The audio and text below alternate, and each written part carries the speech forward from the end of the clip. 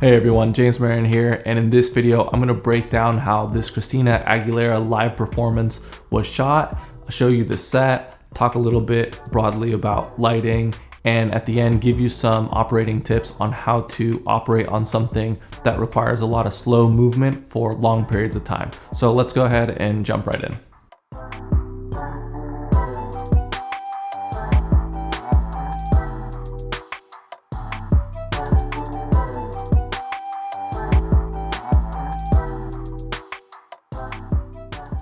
Alright, so here we have our camera build. It's an RE Alexa Mini with an Ingenue Easy 30 to 90 zoom. It's a 3-motor setup, meaning focus, iris, zoom. And I really loved this camera build. It was a dream to fly. Here I'm showing you the MDR bracket that Cinema Hardware makes for the Preston MDR, and I highly recommend it. Gives you a little bit more inertia in your camera build because it attaches to the battery rack and it makes it longer.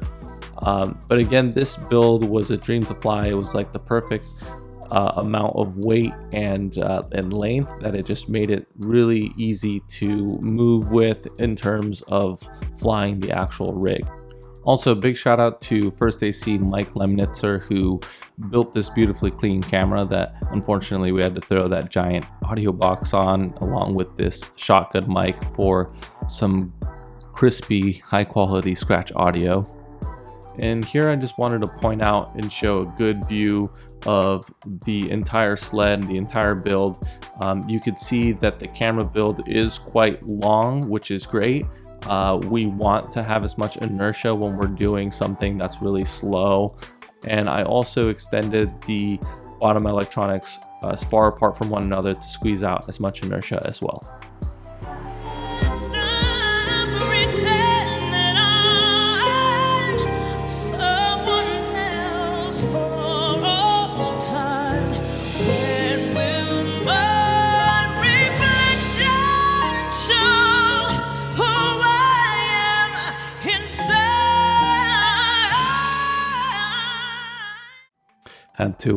Had to throw a clip there from the final video of what we shot because of course it's Christina Aguilera, how could you not? Anyways, let's go ahead and just jump into the set. Okay, so here's the set, and shout out to the art department who obviously created all of this. I think their job is so crucial because what's in front of the camera is sometimes way more important than what's happening behind the camera because it's what we're actually shooting. And in my opinion, they did a really great job at putting this together. They put a bunch of fabric on the floor to cover up all that ugly concrete. We have some haze giving atmosphere to the scene. Some disco balls on the floor being hit by that Lico that you see on the right. And not to talk about lighting too much because I frankly don't know what I'm talking about. If you have any questions in regards to light, definitely feel free to hit up the cinematographer Alex Chinichi. He'll probably be more than happy to answer some questions that you may have. This is our other camera, which is on a slider, and Alex, who you see right there in the white shirt, he's operating that camera and he's on a much tighter lens than I am. I'm getting wides, he's getting tights. And one of the last things that I want to point out is how there is only one green screen for one of the windows, and I imagine that is also for the simplicity, or that is because, well, you could see that there's a backlight hitting the window on the right side and sort of seeping in. And if you had a green screen on both sides, I don't think you could actually light through that window the way that you just saw. And it's just easier to sort of copy paste the left side with the right side. And the very last thing, I promise guys, that I want to point out is the softbox that Alex put that's sort of floating above my head right now in this frame.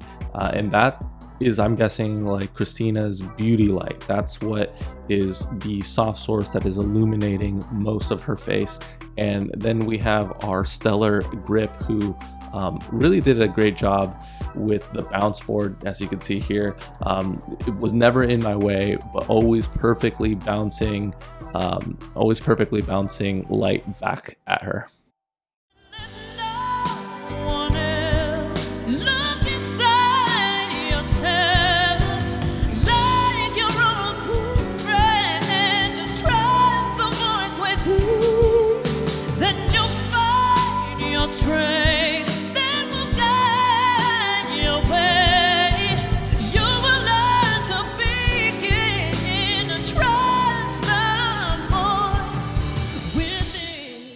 Okay, so as far as operating tips goes and how to set yourself up for success when it comes to particular shots that want you to move really slow, here are my thoughts. So in my opinion, two things set you up for success here. The first is the balance of your sled. For something like this where it's live and you're not exactly sure what you're gonna do, I like to have a much slower or much longer drop time, something of around 3 to 5 seconds or even longer, depending on your preference and what you're trying to do. And for everyone else that's using the Volt, that means that the tilt dial is turned way down or off, which is the way that I had it, and means I'm essentially flying neutral. But whether you're using a Volt or you're not using a Volt, the point is that you want to be able to tilt the rig with ease so that if you need to hold a certain angle, you're not fighting the bottom heaviness of the rig and you're able to get the camera wherever you want to get the camera. And the second thing that'll set you up for success when you need to move really slowly is the balance between the sled and your actual physical body. Now for this specific project, since it required really slow movement all the time, my preference was to have the rig float a little bit closer to my body.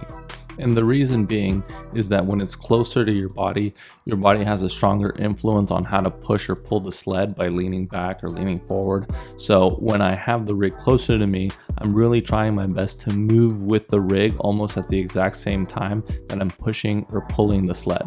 And all this gives me the control that I need of the sled, of the rig, and it gives me the ability to feel what I'm doing. Since all the moves are so slow and nuanced, it's important that you feel and have control over all of these things. The other thing that I like to do when it comes to doing slow movement and you're given lots of freedom of what to frame is to boom through the entire range of your arm. A lot of times we think of parallax as strictly being a left to right or side to side type of motion, but parallax also looks really great when it's in an up and down motion or up and down axis. And I especially like to play with the lens height or play with the boom when I'm at the tightest frame that I can get or the widest frame that I could get. That way the camera doesn't feel like it just stopped at one point or the other, and it sort of helps feather your moves by giving it some subtle parallax before you reverse the move. So here's an example of what I'm talking about. You can see that I'm slowly booming down. I'm probably at the rightmost physical range that I can get, and here's the reverse of it just so you can see it again. So essentially once I reach one point or one range of where I can get the camera, I start to do this booming so I don't just stop the camera but include a little bit more movement into the end of my ranges in order to sort of feather that in before I reverse the move and kind of go back and forth.